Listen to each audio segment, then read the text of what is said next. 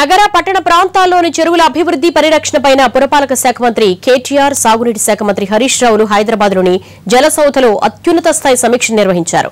ప్రతి మున్సిపాలిటీ, జిల్లా కేంద్రాల్లో ఒక్కో చెరువును మొదటి దశలో అభివృద్ధి చేస్తామన్నారు.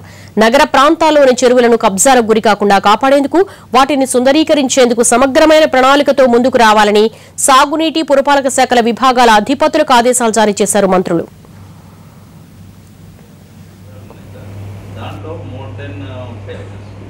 సో ఈ మోర్ దెన్ 5 acres ఉన్నాయి, దాదాపు 53 ఉన్నాయి. దాంట్లో 70 ఇనిషియల్గా ఒకసారి చేస్తే వాళ్ళకే 5 ఏళ్ళకి ఇస్తాయి.